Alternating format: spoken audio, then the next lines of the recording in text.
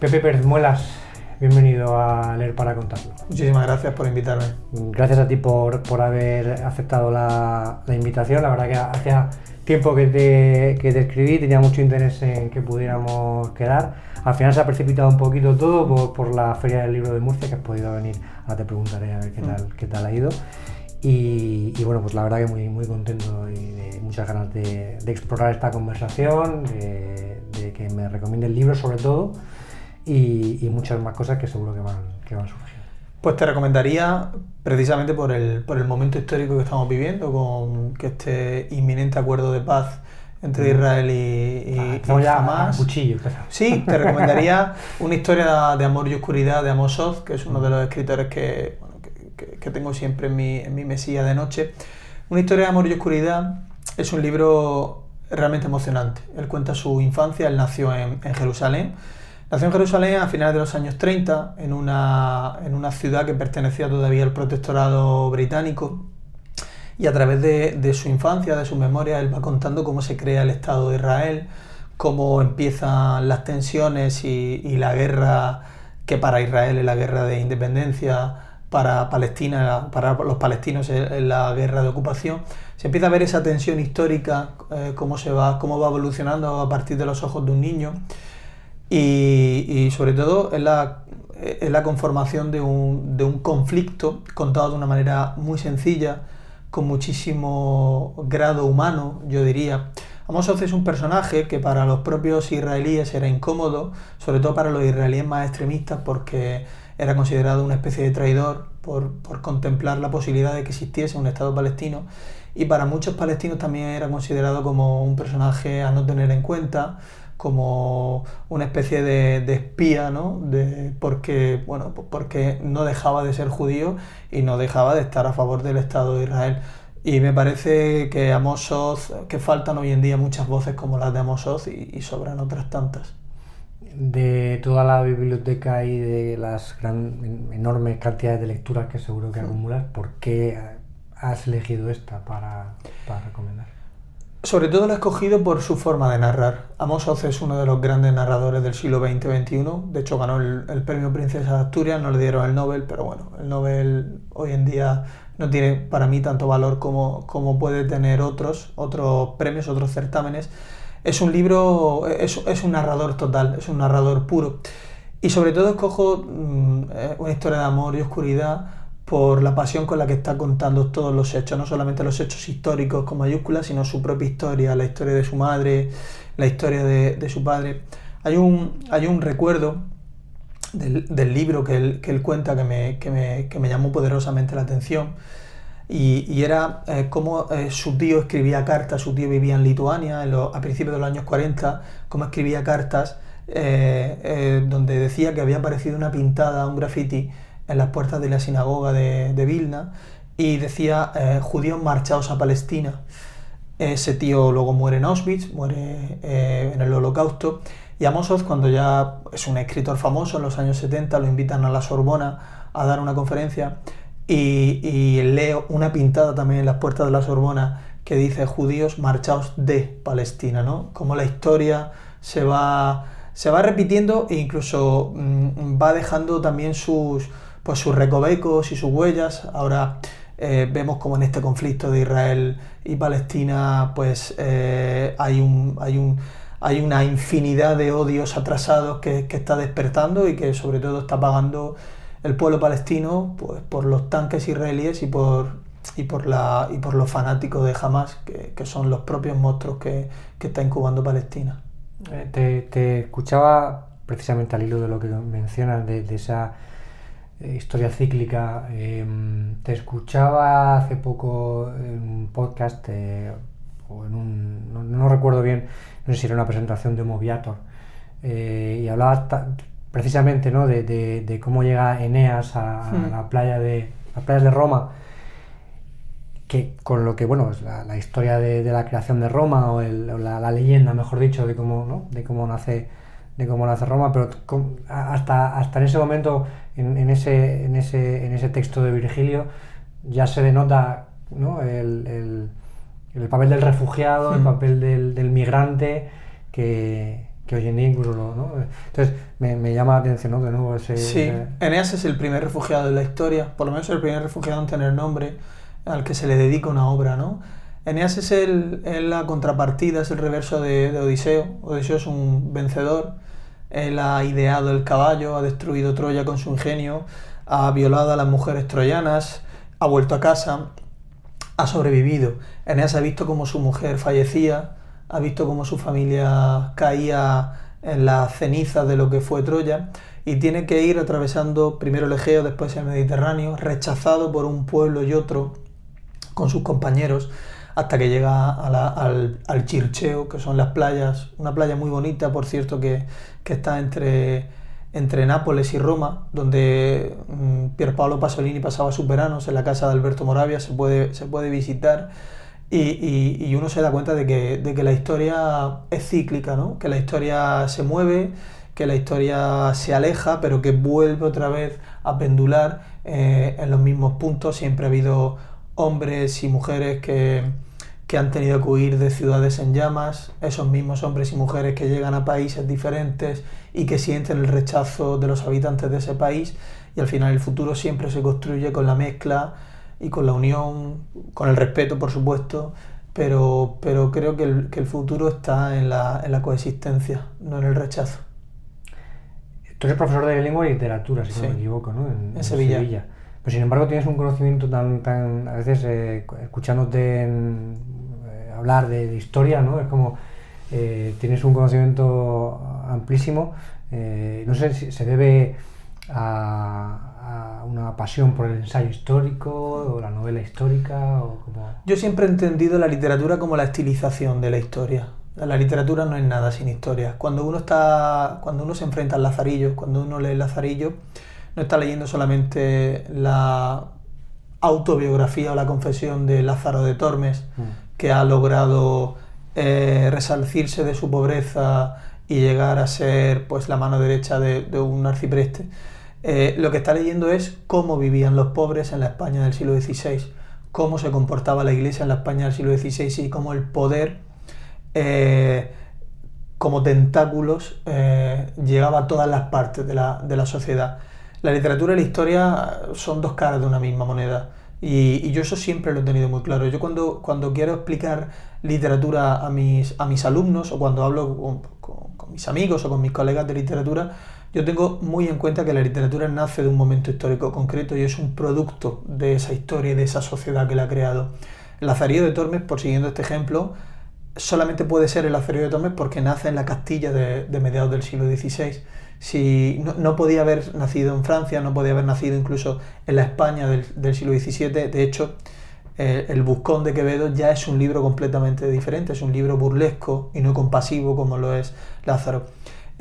La historia y la literatura van de la mano y yo lo entiendo así. Y yo, por ejemplo, volviendo a Mossoz, cuando yo leo Una historia de amor de oscuridad o Judas, que es otra gran novela de este escritor judío, tengo presente de que la historia está manchando el relato y que está también presente en nuestros días.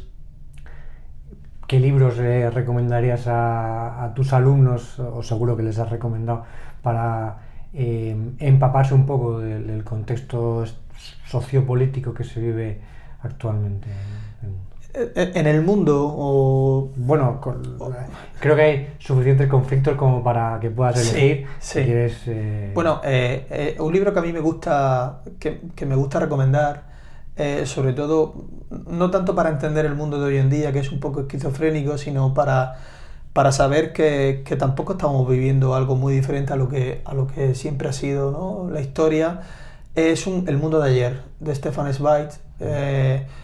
Son unas memorias vitales, pero también políticas de un hombre ya pues al borde del suicidio, como al final acabó en Petrópolis, en Brasil, después de encadenar muchos exilios. Me gusta también recomendar Joseph Roth, que era un muy buen amigo de Stefan Zweig. De hecho, me gusta más como escritor Joseph Roth que Stefan Zweig. Tenemos pues La crista de los capuchinos, por ejemplo, o La marcha Radetzky, y sobre todo sus artículos que Acantilado ha recopilado. Son dos libros que yo considero esenciales, ¿no? para entender por dónde está el mundo, a pesar de que se escribieron hace 100 años. pero son libros que nos recuerdan cómo el ser humano siempre busca o cae en el conflicto, cómo no puede escapar de esa pulsión de agresividad y de violencia en la que estamos envueltos hoy en día. Ya. ¿Y qué autores son los que a ti te han ido influyendo en tu carrera, ya no como profesor, sino en tu carrera literaria? Pues Sí. 2 libros publicados, ahora hablaremos del último, de Días de Sol y Piedra, de los Alpes a Roma. Pero para los que estamos empezando a leer ahora, ¿cómo podemos aumentar ese prisma hacia qué autores? Yo descubro la literatura con mayúsculas, la descubro en la biblioteca de mi abuelo, gracias a Miguel Delibes. Yo leo El Camino y entiendo que lo que le está sucediendo a Daniel el Mochuelo cuando tiene que despedirse de su pueblo y irse a estudiar a la capital, a Valladolid, ese dolor, ese desgarro que yo siento cuando leo esa escena, a mí siempre me acompaña. Es tal vez Miguel Delibes, el escritor que enciende una chispa como lector, pero también como escritor, ¿no? Yo pensaba, yo tengo 14, 13 años, vivo en Lorca, y yo también siento estas cosas o siento estas ideas y yo las quiero expresar, ¿no? Es lo que prende la chispa del Pepe lector y del Pepe escritor. Luego, poco a poco se va formando una educación literaria en mí. Yo descubro en el bachillerato, o incluso un poquito antes, a Albert Camus, que es un escritor capital, es un escritor para mí de conciencia. O sea, si yo quiero saber cuál es el lado correcto de la historia, leo a Albert Camus. Albert Camus no se equivocaba nunca. En cualquier tipo de conflicto, en el de Francia con Argelia, en el de la Segunda Guerra Mundial, para condenar el estalinismo como comunista que era, que condena el estalinismo, condena las bombas atómicas de Hiroshima y Nagasaki que dan la victoria y el final de la guerra, sigue condenando el franquismo cuando ya en Europa se habían olvidado de España y de Franco y aquí nos estábamos pues aislando, ¿no? con este régimen dictatorial, mientras Europa occidental estaba empezando a sentir lo que era la democracia o por lo menos una democracia con un estándar muy avanzado. Yo diría que Albert Camus. Luego en la carrera descubro muchos autores. Descubro a Roberto Bolaño, que en los 18, 19, 20 años fue un gran impulso escritor. Ahora me sucede una cosa con Bolaño, tengo mucho miedo a volver a Bolaño, por ejemplo, Los Detectives Salvajes, que es una obra que yo considero pues muy decisiva en mi formación, se ha caído un poco, ¿no? Si es cierto que no ha sabido aguantar el tiempo, yo creo que voy a esperar un poco más para seguir leyéndolo. Luego en la madurez descubro a Javier Marías, a Muñoz Molina. Javier Marías es un autor que leo con muchísima paciencia, porque me gusta ver cómo lo que hace él con la sintaxis, cómo las ideas se van escondiendo en la frase hasta que finalmente las suelta. Me gusta mucho también Muñoz Molina, sobre todo obras como El jinete polaco, porque creo que están en la estirpe de Miguel Delibes. Y luego pues hay muchos autores. Hoy en día diría que Michel Houellebecq es de los escritores que tengo como referencia. Las partículas elementales me parece un libro sensacional. Emmanuel Carrère también. Y estoy últimamente yendo un poco a la autoficción, ¿no? Me gusta, de hecho, en Días de Sol y Piedra, mi último libro, exploro esa vía y quiero quedarme a vivir un poco en ella. Hay voces contrapuestas al respecto de la autoficción, ¿verdad? Sí. Hay gente que no... Hay gente que no está le... bien, ¿no? Sí, hay gente que le sobra, que cree que se ha escrito ya demasiada autoficción. Bueno, yo creo en la libertad de la creación. A mí me gusta escribir con autoficción, me gusta que el Pepe Pérez Muela, narrador y protagonista, coincidan en muchos aspectos con el autor. Una obra literaria siempre es ficción y siempre será ficción, por mucho que coincidan todos estos estamentos, todos estos escenarios. Pero Georges Perec encontraba en la vida cotidiana, en la materia para generar ficción, y yo estoy de acuerdo con él. Y yo encuentro en mi vida, en mis experiencias, en mi memoria, en mis desencuentros, encuentro la forma que tengo de expresarme literariamente. Me pasa a mí con Javier Marías una cosa, es de mis autores favoritos también. De hecho, quiero preguntarte cuál es tu tu obra favorita, pero me pasa con Javier Marías que me contagia. Me contagia su forma de escribir, luego no me la puedo despegar. Es con el único que me pasa. Evidentemente sin la calidad literaria ni la claridad de ideas que Javier podía plasmar, ¿no? Pero me ocurre eso, ¿no? Que se me contagia como un virus cuando... Por eso a veces tengo que dejarlo un tiempo en barbecho y ponerme con otras cosas para poder tener otros tonos, porque si no... Es con el único que me pasa, no sé muy bien por qué. Javier Marías es tal vez el escritor en español más elegante que yo he leído. Como te decía antes, uno empieza a leer una frase y no sabe dónde está la idea, no sabe qué le va a deparar al final. Y eso también trasluce mucho en sus historias. Yo, tal vez el libro que más he disfrutado de él, que me impresionó mucho, es Mañana en la batalla piensa en mí. Esas primeras 30, 40 páginas donde el amante llega a la casa de la mujer, el hijo está durmiendo, que es un bebé, está durmiendo en una habitación contigua, y cuando van a hacer el amor ella sufre pues una especie de ataque, fallece, y el amante se va, desaparece y deja el cadáver con el niño, con el bebé al lado llorando, y no es capaz de llamar a la policía, simplemente se sienta durante varios días en la cafetería de enfrente para ver qué sucede, quién va, si van los médicos, si va pues la ambulancia. Esa tensión narrativa es muy difícil de crear, y sin renunciar, por supuesto, a la idea filosófica, que es lo que se madura en las novelas de Javier Marías. Leí también Berta Isla y Thomas Nevinson, y Berta Isla es un personaje mítico del que yo me enamoré desde el principio, y me hubiese gustado vivir en esos años 60, 70 estando al lado de Berta Isla. Es un buen planteador de dilemas, ¿no? Sí. Te pone frente al espejo. Sí. Tú, en la situación del protagonista de Mañana en la batalla piensa en mí, ¿no? ¿Qué haces? Sí. Claro, es decir, puedes hacer lo que hace el protagonista, pues llamar a la policía, que a lo mejor es lo que en un primer momento pues, todos haríamos, ¿no? Pero claro, llamar a la policía supone comprometerte, claro. Y ese es un espejo de dilemas. La literatura a veces es eso, ¿no? Claro, con Javier Marías uno nunca sabe lo que va a suceder, ¿no? Es el escritor de la sorpresa, pero de la sorpresa sin truco, sin artificio, ¿no? Sus personajes se mueven con una naturalidad tal vez diferente a la que puede dictar pues, una norma o una pauta de comportamiento lógica, pero son personajes auténticos, son personajes que yo me creo. ¿Y qué opinas? Has mencionado a Houellebecq. ¿Qué opinas de... no sé si estás al tanto, hay una corriente de lectores de Houellebecq que más o menos politizados o más o menos con intención de llevar la literatura a su ascua, ¿no? Tratan de hacer ver que su misión no es una novela, sino casi un ensayo, entonces, tú que has leído y dices que Houellebecq es un autor que te gusta mucho, ¿qué opinas? Bueno, su misión es una gran novela, nunca es un ensayo, es una ficción, es una distopía. Es una distopía que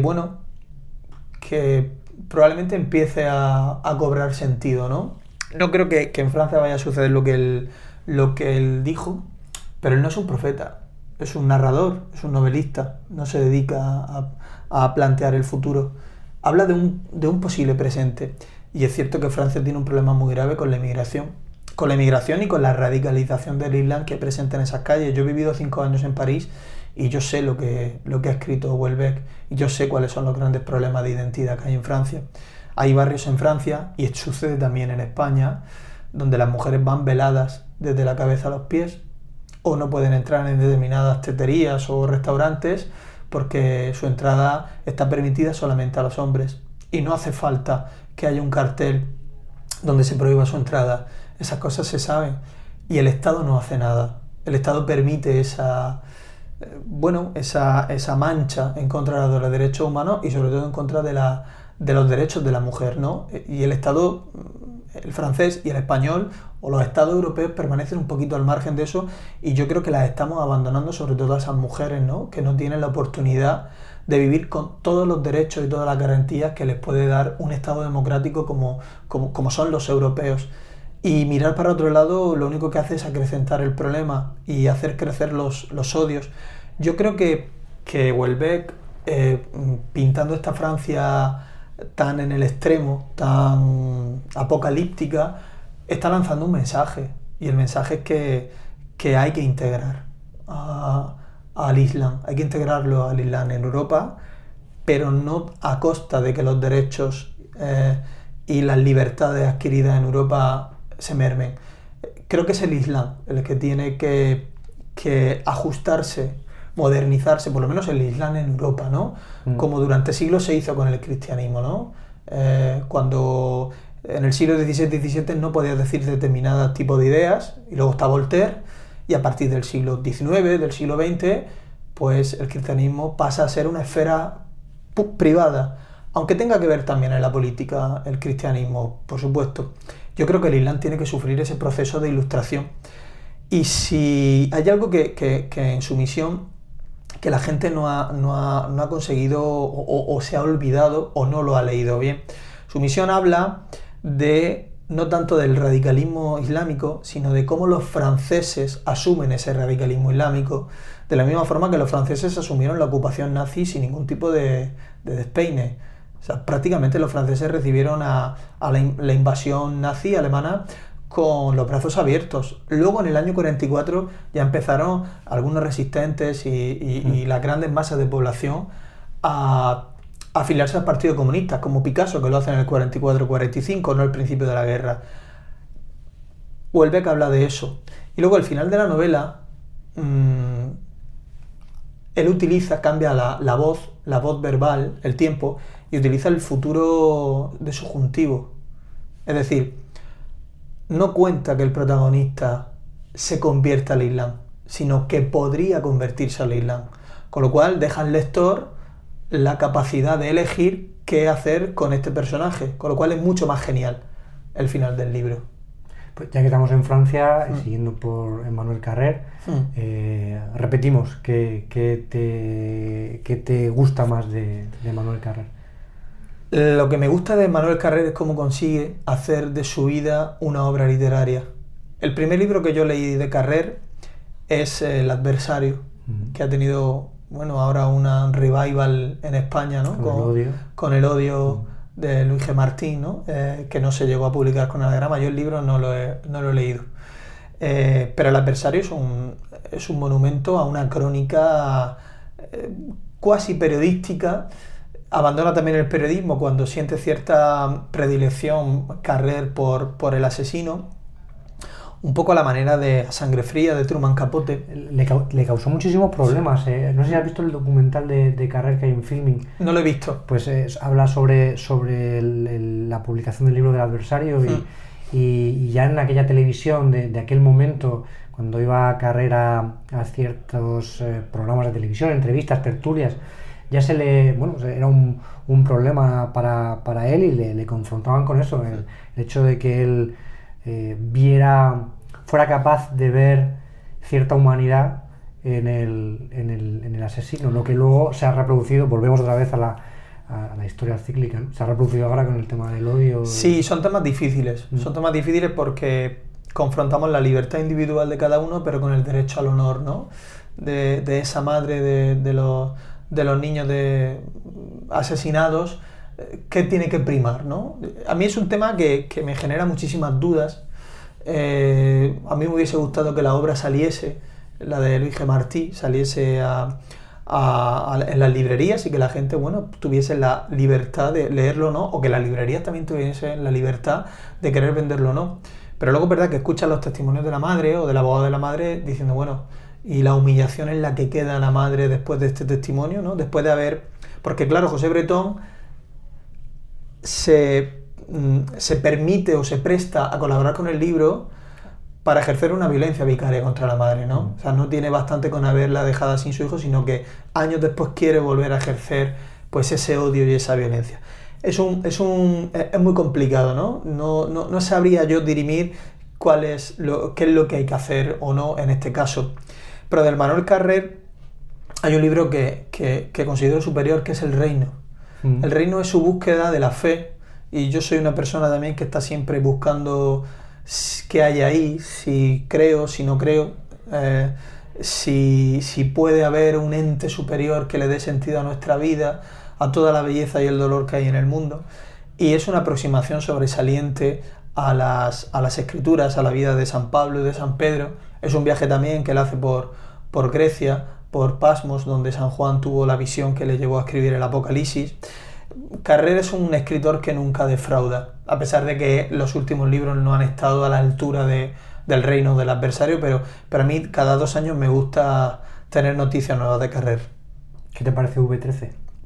Pues V13 me pareció una obra con asuntos muy interesantes y que sigue la estela de Houellebecq, ¿no?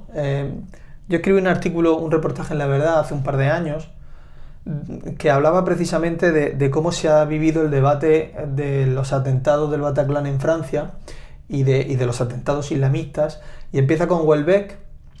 El día en que sucede el atentado a Charlie Hebdo, la portada con la que salía Charlie Hebdo era una burla, una crítica precisamente a la publicación de su misión.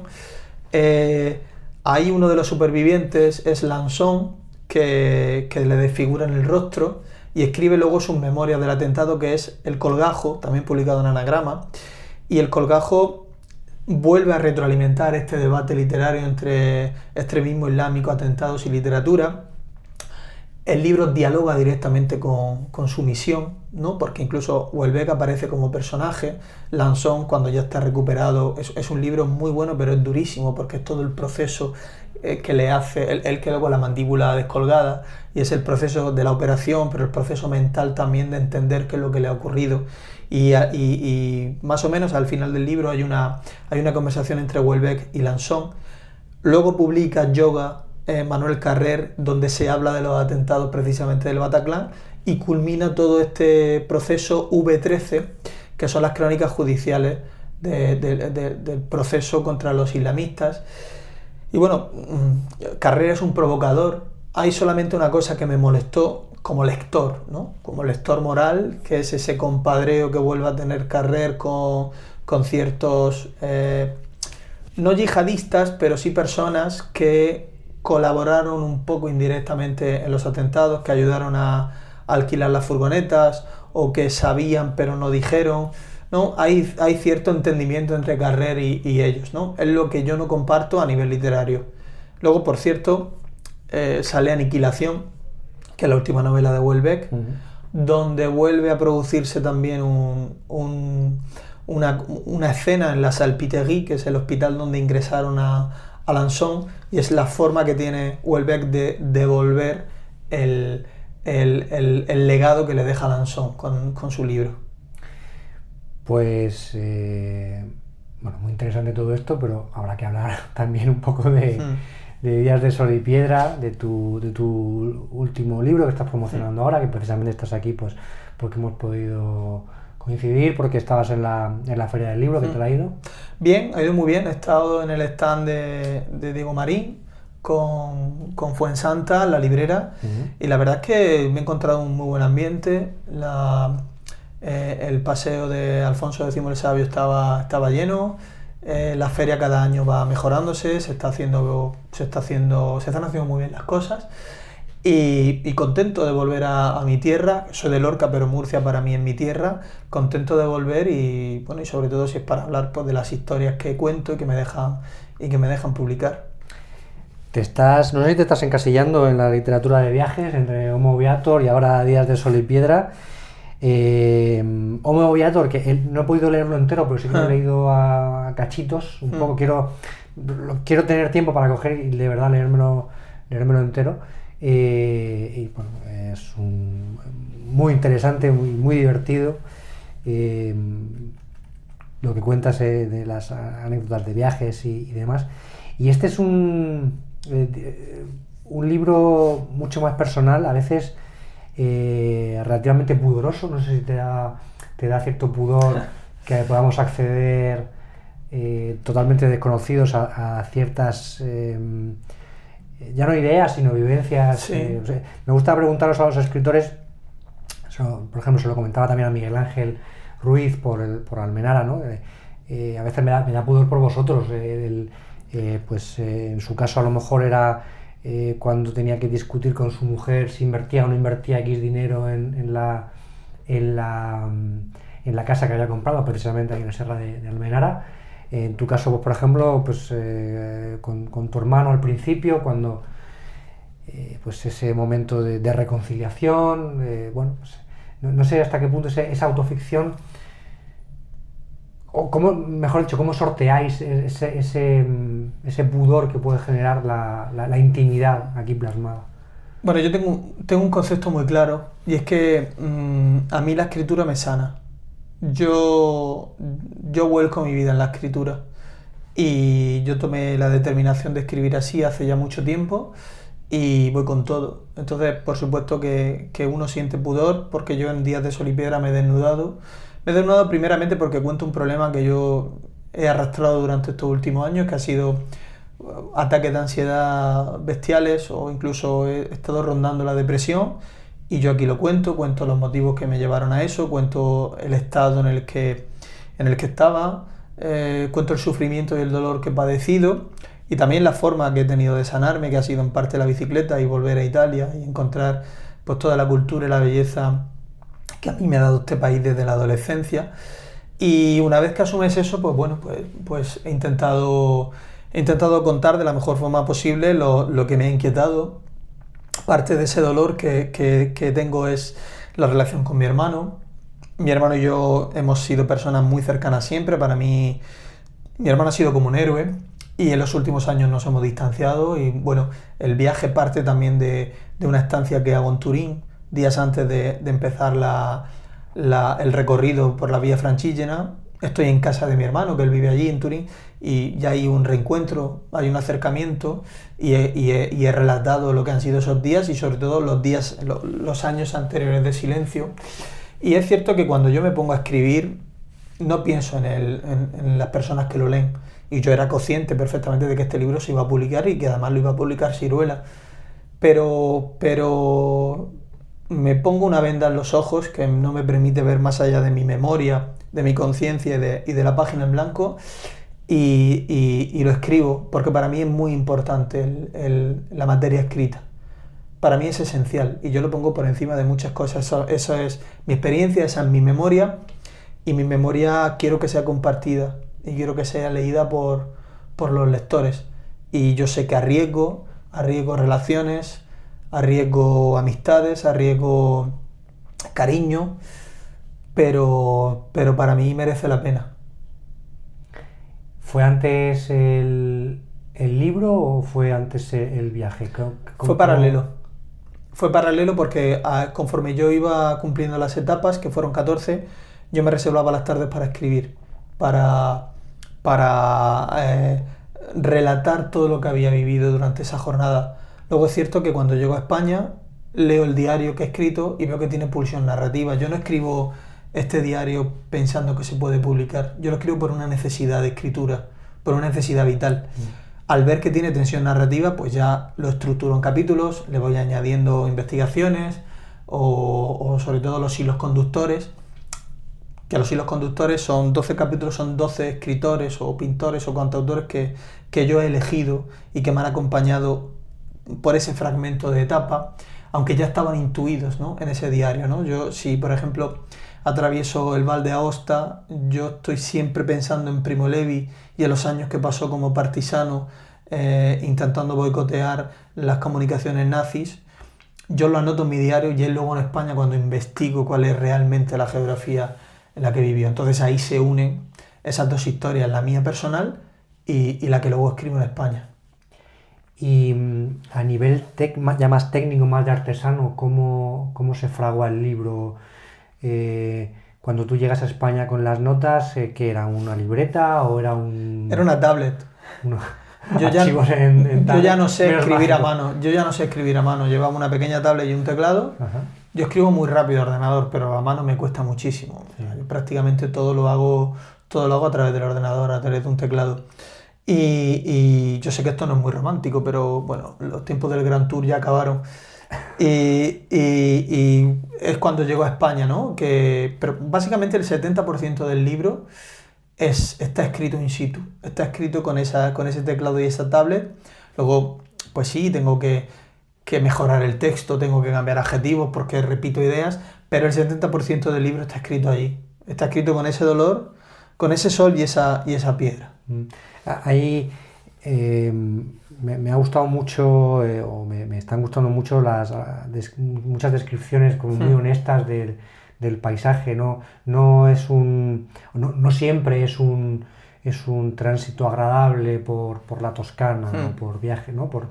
Eso me gusta mucho y quería preguntarte con qué paisaje del viaje de esa vía Francigena te quedarías. Que esté plasmado curiosamente aquí. La pregunta más difícil que me has hecho. ¿Sí? No tiene implicación política, pero me resulta difícil porque he sentido mucho el paisaje por el que he transcurrido. O sea, no puedo dejar atrás los Alpes. Los Alpes, además, llenos de nieve, con una ventisca que me tocó sufrir en la primera etapa, ni los bosques y los ríos procelosos del Val de Aosta, ni los Apeninos, que son unas montañas con menos nombre que los Alpes, pero también muy duras de subir y muy bellas. La Toscana abruma por su belleza, por sus multitudes, porque el paisaje llega a herir, sobre todo estas cuestas de Sterrato, que es un polvo blanco que se te mete en los pulmones, que te hace heridas en las piernas mientras vas pedaleando. Y luego el paisaje de la campiña romana, que son a unos 100 kilómetros de Roma. Son esos pueblos etruscos que se precipitan como en una colina, en un cortado, ves un borgo medieval al lado de una necrópolis etrusca, de una iglesia renacentista con unos atardeceres preciosos, anaranjados. No puedo responderte, no puedo decir con qué me quedaría porque cada paisaje ha tenido lo suyo. Yo he ido muchas veces a la Toscana, pero nunca la he visto con los ojos tan sinceros o tan desnudos como lo he recorrido en bicicleta, pero tampoco conocía del todo los Alpes, sobre todo con esta agresividad, con ese precipicio que es bajar los Alpes en bicicleta. Es algo frenético, porque si no tienes cuidado la bicicleta se pone a 60-70 por hora y un golpe no lo cuentas. Entonces ha tenido también parte del riesgo este camino. ¿Y hay algo que hayas descubierto en este viaje que sea una enseñanza de vida o algo que ni siquiera atisbaras en las veces anteriores en las que has estado por Italia y que hayas ido ahora ahí por la vía Francigena cuando he dicho, bueno, esto me lo guardo? Es un viaje donde yo he buscado la soledad, pero he terminado hastiado de soledad. Necesitaba hablar con gente, necesitaba compañía, no precisamente compañía conocida, necesitaba hablar con personas, necesitaba contarle lo que había sucedido y lo que yo había escrito. Y he entendido que hay una diferencia entre la soledad de la naturaleza, que es una soledad amable, es una soledad que te reconforta cuando estás en los Alpes, cuando estás en un bosque, cuando estás en un valle, de la soledad de las ciudades, que la soledad de las ciudades puede ser muy dañina. Yo me acordaba mucho de una frase que decía Pierpaolo Pasolini, decía, en el siglo XX la soledad es una plaza llena de gente, y es verdad. Y yo necesitaba estar en contacto con otra gente y contarle mis preocupaciones o mis anhelos. Y probablemente ahora sé que no puedo estar solo. Antes del viaje a lo mejor no lo tenía tan claro. Ahora necesito la conversación, necesito la confrontación de ideas, necesito la cercanía, necesito el beso, la caricia. Eso a nivel psicológico. ¿Te refieres a algo más físico, de algo italiano, algo...? Cualquier cosa. He conocido una Italia pequeña. Cuando digo pequeña me refiero a una Italia que se aleja de las multitudes. Una Italia que habla en susurros, en pequeñas capitales de provincia, más pequeñas que Lorca. Te lo he oído decir, sí. ¿No? Que habías descubierto una Italia provinciana. Una Italia provinciana, una Italia sin prisas, una Italia de plazas vacías, por ejemplo Pavía, o o Fidenza, o Sarzana, o Pietrasanta. Son pequeños pueblitos donde no cabe más historia en sus calles, porque se precipita la historia y los siglos van pasando a través de los paseos que puedes hacer en una plaza, en una calle, en una montaña. Y he aprendido a valorar esa Italia que está lejos de las grandes rutas turísticas, que está lejos de los spots publicitarios o de las grandes colas, ¿no? Como Florencia, como Nápoles, como Roma, como Siena, que es la portada. He aprendido a valorar un poco esa pausa, ¿no? Ese viaje en el que no es necesario verlo todo, porque en bicicleta no lo puedes ver todo, no es el sentido del viaje, sino que se queda solamente con ciertos fragmentos, y así lo he querido yo escribir, ¿no? Yo, por ejemplo, no describo todo el Duomo de Siena, porque para eso está la Wikipedia, para eso está Google. Describo solamente lo que a mí me ha llegado al alma, lo que a mí me ha llamado la atención en ese momento, que es, concretamente, los 3 mosaicos que están en la parte superior de la fachada, justo cuando el crepúsculo los ilumina de oro. Por eso el capítulo se llama El sueño de oro, porque realmente era un sueño. ¿Y qué aroma recuerdas del viaje? Pues yo ahora me recuerdo eufórico haciendo ese viaje, por todo lo que connota haber logrado llegar a Roma, por toda la superación personal, por dejar atrás la ansiedad, por sentir que había vuelto a ser el Pepe que siempre he sido, un Pepe alegre, un Pepe alejado del agobio, alejado de la presión máxima, que quiere llegar a todos lados pero llega a todos lados tarde. Me he visto curiosamente, porque el motivo también de este viaje ha sido entender que no somos, o que yo no soy inmortal, ¿no? Que uno va cumpliendo años, que los dolores se empiezan a acumular, que tengo menos capacidad que antes para llegar a los sitios o para llevar 1000 cosas a la vez, para ser más productivo en el trabajo y en la escritura. Y el viaje me ha hecho entender que no pasa nada, que también es hermoso elegir renuncias, que es bonito aprender a convivir con esos límites que poco a poco el cuerpo nos va poniendo. Yo me encuentro muy bien, soy joven, tengo 35 años, pero no es como cuando tenía 27, ¿no? Y a mí eso me lo ha enseñado este viaje a Italia. Sí, aprendes a decirte a ti mismo que no. A renunciar. A renunciar, sí. Sí, yo podía beberme 4 vasos de vino y al día siguiente no pasaba nada, ahora no. Ahora me duele la cabeza, ahora no me puedo permitir un día. También es entrenamiento, ¿no? Sí, pero ahora no me puedo permitir un día sin hacer nada. Cuando digo sin hacer nada es un día sin salir a caminar, sin estar hablando con mi mujer o con mi hijo, sin estar en la vida, sin estar en el día a día. No quiero renunciar a eso. ¿Y un sabor que te hayas traído de la Vía Francigena? Pues mira, el Hugo. El Hugo es un cóctel alpino que yo no conocía y que probé por primera vez en Roma. Es una especie de spritz, pero creo que con un toque más elegante. Se parece a nivel estético al mojito, pero no lleva azúcar, es mucho más seco. Y lo descubrí en Roma y cambié la cerveza por el Hugo. O sea, le di bastante a... Creo que me lo había merecido, ¿no? Después de 1200 kilómetros. 4 Hugos y... Pero fíjate, diría ese aroma y también el aroma del café por las mañanas, cuando entro en un pueblo a las 8 de la mañana y llevo a lo mejor 2 horas y media pedaleando y estoy ya un poco exhausto, necesito un corneto con crema. Ese aroma del café que ya te empieza a alimentar antes de probarlo, el café italiano, que es poderosísimo y que luego te acompaña kilómetros y kilómetros y el aroma no se te desprende de la nariz. Yo diría ese. ¿Cómo tomas tú el café? Siempre descafeinado y expreso. Descafeinado porque con los problemas de ansiedad he tenido que abandonar la cafeína, pero siempre me pedía en España un cortado porque, bueno, en España no hacemos buen café.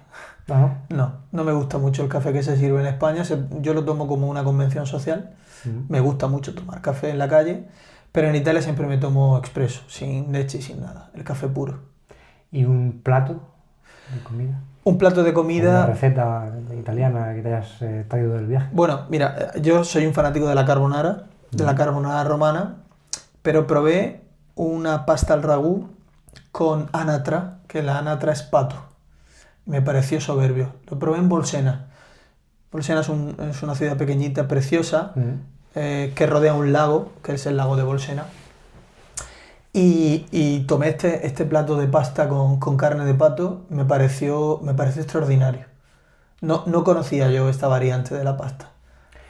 Quería preguntarte, tenía mucha curiosidad por el apartado logístico del viaje. Sí. El apartado logístico en cuanto al hospedaje. Creo que bueno, las he quedado a dormir en hospicios, pues, en monasterios, de vez en cuando, ¿no? El apartado logístico, la pregunta es, ¿cómo lo haces para llegar?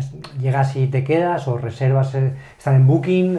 No. ¿Hay un portal para reservar en este tipo de sitios? Me he intentado quedarme en monasterios y en conventos buscando la caridad, la absoluta caridad, y he logrado siempre encontrar una cama donde cobijarme.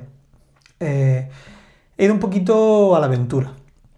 He confiado realmente en las raíces cristianas de Italia y yo sabía que en Italia hay muchas casas parroquiales, muchos monasterios que aceptan a peregrinos. Italia es el país de los 1000 caminos, ¿no? Aquí tenemos el Camino de Santiago. Ningún camino de Italia supera el Camino de Santiago en emoción, pero sí hay multitud de vías que unen unas provincias a otras, regiones, iglesias, y entonces las casas parroquiales y los monasterios están siempre abiertos para el peregrino. Mira, en Mortara, que está muy cerca de Milán, me quedé a dormir en un monasterio y el refectorio, que era el antiguo comedor de los monjes, lo habían habilitado como lugar de descanso para dormir, y había pues unas 80 camas puestas y solamente estaba yo, porque en esa zona, en el norte de Italia, hasta que llegues a la Toscana, la vía Francigena es completa soledad, no apenas hay peregrinos. Y entonces yo estaba durmiendo en un lugar bastante fantasmagórico, ¿no? De 200 metros de longitud, bajo los frescos, unos frescos azules preciosos que contaban la vida de San Francisco, pintados por Giotto y su taller, ¿no? Entonces uno entiende ese gran patrimonio que tenemos en Europa y cómo el patrimonio también está desapareciendo al perder su uso cotidiano y corre peligro de desvanecerse y de caer en el olvido. Y yo me sentía que estaba formando parte de una historia milenaria, de una historia de siglos, y que quedándome a dormir y siendo observado por estos frescos, el viaje cobraba aún más sentido. Una conexión a lo mejor con algo, ¿no? Sí, ahí hay una pequeña puerta abierta para el futuro, ¿no? Para poder introducirme en estos caminos de la fe y por supuesto, parte de la belleza del viaje ha sido quedarme a dormir en los monasterios, hablar con los frailes, hablar con las monjas. Eso ha sido algo que a mí me ha revitalizado mucho.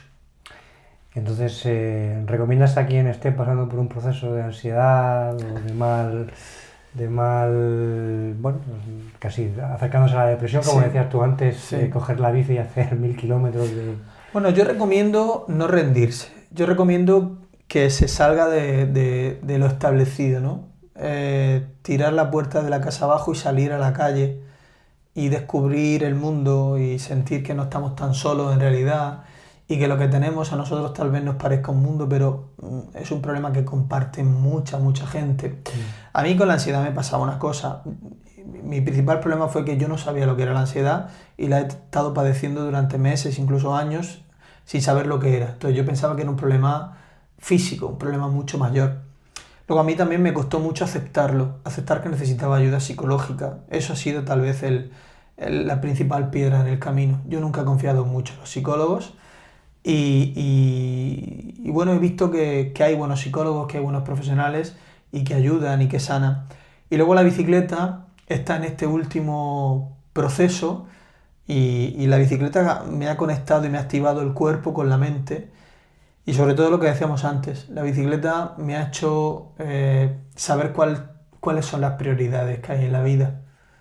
Y ya Italia ha sido la guinda, ¿no? Italia ha sido como una metáfora perfecta de lo que yo quería recuperar, ¿no? De ese Pepe que yo quería recuperar de hace unos años, que podía con todo, que paseaba feliz por Italia, que no le tenía miedo a la muerte, que no le tenía miedo a la enfermedad. Por eso tenía un doble sentido llegar a Roma en bicicleta. Una mezcla de deporte, que siempre es importante, y una mezcla de aventura, ¿no? De aventura, sí. Vivimos inmersos en nuestra propia rutina y cotidianidad de el despertador, el coche, el trabajo, comer, trabajo, casa, Netflix, leer un rato, dormir y al día siguiente repetir, ¿no? Esa falta de aventura quizá consanguínea al ser humano, ¿no? Que la perdemos casi todos, ¿no? Todos los días. No sé si es ese al final el resorte, ¿no? Para...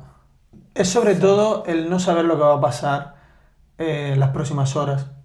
Te despiertas en un sitio pero no sabes dónde vas a dormir.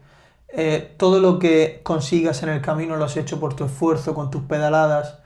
La comida que comes, la cerveza que bebes, las personas con las que hablas, te lo has ganado tú. Lo has fabricado tú con tu esfuerzo, con tu mentalidad. A mí eso me ha ayudado mucho, ¿no?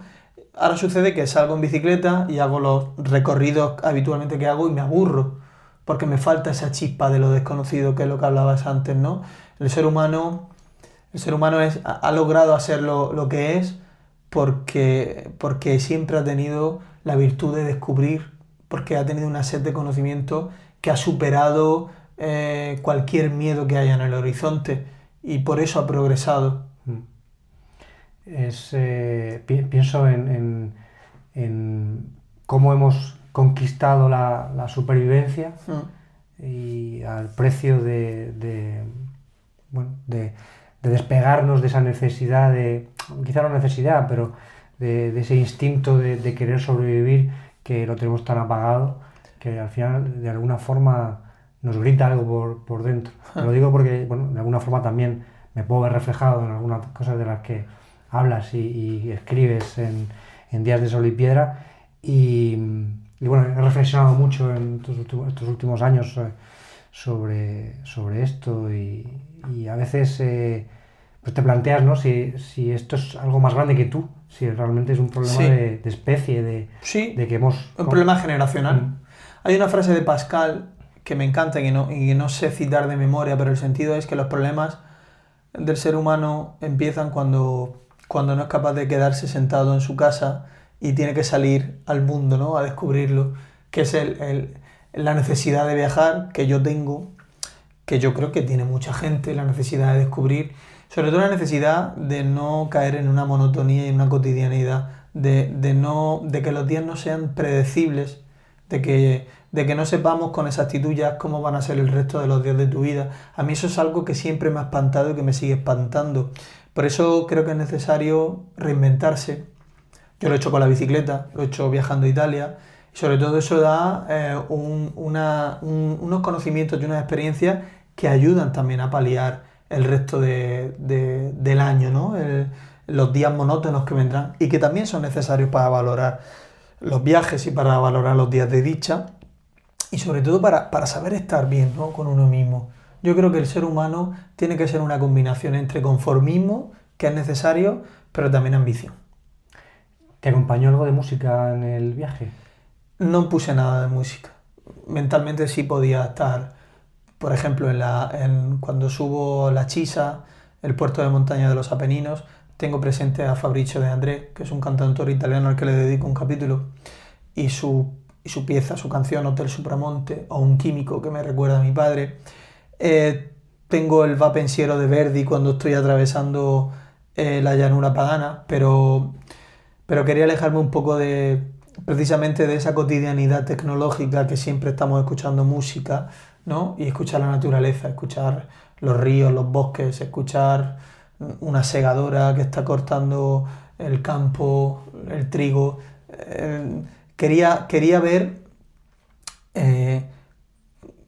un estado más primitivo del hombre, ¿no?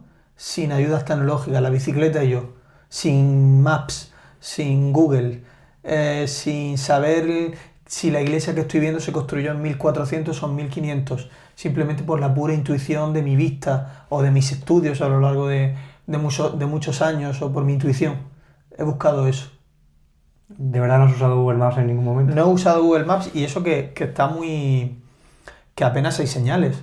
Yo tenía muy claro lo siguiente, ¿no? Yo tenía claro que tenía que llegar pues, en la primera etapa, ¿no? Tenía que llegar a Cavaliá, más o menos, y sabía que era dirección a Aosta. Bueno, pues tenía que llegar a Aosta, y una vez que llegaba a Aosta, pues a ver cuál es el siguiente pueblo, pues tal.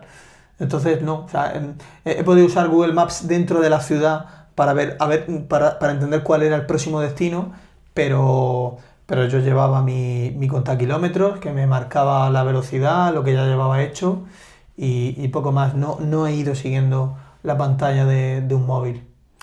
Pepe, nos estamos acercando ya a la hora de grabación. Vamos a ir cerrando. También te tendrás que ir a casa, que llevas un día bastante largo, me consta. Te voy a preguntar ¿de qué libro te gustaría que se hiciera una muy buena película? Que no se haya hecho. Hay libros que creo que están malditos y que no pueden hacerse buenas películas. El Quijote es uno. Quijote es el libro que más he disfrutado y siempre vuelvo a su lectura. Probablemente 100 años de soledad también sea imposible hacer una película. ¿Viste la serie? No me atrevo a verla, porque el libro es mucho. Igual que Pedro Páramo, tampoco me han hablado muy bien de la serie. No voy a decir La Odisea, porque confío mucho en Nolan y me esperaré al verano que viene para poder emitir un juicio. Pero alguna película que se pueda hacer de un libro que me guste. Bueno, hay un libro... Es difícil la pregunta y me ha pillado un poco a traspié, ¿no? Siempre he pensado... mira, citando por ejemplo, ¿sería posible hacer una película de Sumisión de Houellebecq? Buena pregunta. Posible sería, seguramente. Posible sería y sería extremadamente polémica y nacerían ríos de tinta y los censores querrían pues que no llegase a las pantallas de cine, pero es difícil llevar una película, un libro al cine. Hay buenos ejemplos, ¿no? Tenemos, no sé si tú has visto Ocho montañas. Me suena mucho, creo que sí. Ocho montañas es una película, primero fue una novela de Paolo Cognetti y es una historia de amistad a través de los años. Como telón de fondo están Ocho montañas de los Alpes, muy cerca de Turín. Es un libro muy bueno, pero la película es mejor. La película es un derroche de sentimientos, pero comedidos. Es un derroche estético, porque están los Alpes en su esplendor. Y yo lo recomiendo, Ocho montañas. Creo que es el ejemplo de cómo llevar una novela al cine y no morir en el intento, ¿no? Y salir de forma muy digna. ¿Y cuál es la canción con la que sueles abrir un viaje en coche cuando conduces tú? Pues mira, ¿alguna canción que te guste? Me suelo poner música clásica en el coche, me relaja mucho. Conducir es algo bueno que a mí también me genera bastante ansiedad, muchos nervios. Hago muchísimos kilómetros porque viviendo en Sevilla y yendo y viniendo a Murcia, vengo una vez al mes por lo menos, pues siempre me pongo música clásica, dejo que Radio Clásica me sorprenda, pero me pongo mucha música italiana, me pongo a Fabrizio de André. Está dentro de mí, es parte de mi piel, ¿no? Fabrizio de André, Franco Battiato también. Cuando estoy eufórico me gusta ponerme Franco Battiato, Voglio vederti danzare o Paloma, me gusta mucho, Franco Battiato. ¿Y qué es lo más absurdo en lo que crees? Lo más absurdo en lo que creo, pues creo que tiene sentido escribir. Creo que tiene sentido lo que escribo y creo que es necesario.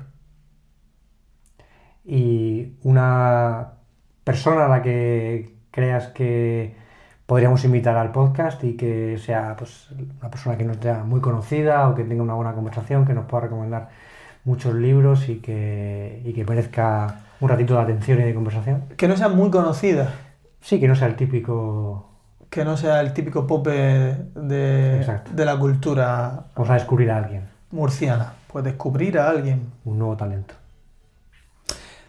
Mira, hay una persona que es italiana, es italiano, que es Antonio Candeloro.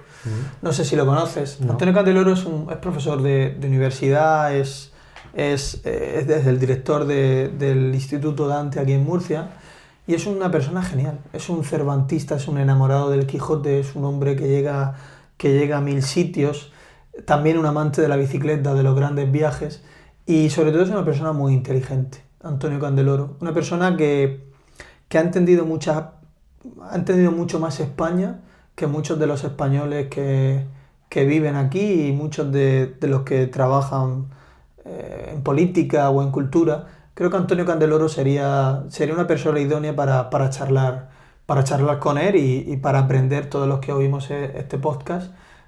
Seguro que estaremos muy agradecidos. Pues invitaremos a Antonio Candeloro a ver si podemos quedar un día. Ahora que lo has dicho, sí le conozco. ¿Sí lo conoces? Sí, no, por el nombre no le ubicaba, pero cuando has dicho lo del club de Dante... Tengo también otra persona. Adelante. Es una persona que me gusta mucho cómo escribe. Y yo no la conozco personalmente, no la he visto nunca. Ani Galván. Me gusta mucho cómo escribe. Me gustan los artículos intimistas que la he estado siguiendo ahora en la estancia que ha hecho en California. Me gusta también alguna poesía que he leído de ella, y yo apostaría por este talento joven que tiene la región, igual que Lola Tórtola, que la he conocido alguna vez, que ganó el Premio Nacional Miguel Hernández de Poesía el año pasado. Creo que hay muchísimo talento en Murcia, que por unas causas o por otras también están viviendo fuera de la región, pero que llevan a la región, llevan la cultura murciana fuera de estas fronteras. Muy bien, pues también invitaremos a Ani Galván, que da invitada. Pepe, muchísimas gracias por la conversación, por tantos libros que me has recomendado, por ese viaje a Italia que nos has hecho partícipes con Días de Sol y Piedra. La verdad que a los que nos gusta Italia, a revisitarla en los libros, pues siempre es un placer, y la verdad que está siendo muy, muy placentero recorrer contigo la vía Francigena y pasar por esos paisajes que mencionabas antes, y con esos aromas, esos sabores y todo. Así que pues nada, te doy la enhorabuena. Muchísimas gracias. Y yo os animo a seguir porque estáis haciendo un trabajo excelente. Ya te he dicho que me he visto varios podcasts, el de Miguel Ángel Ruiz y el de David Cano, y me han gustado mucho porque realmente el invitado intuía que se sentía a gusto a la hora de hablar con absoluta libertad de temas divinos y humanos, y ahora lo he experimentado, y es así. Muchas gracias por venir. Muchas gracias.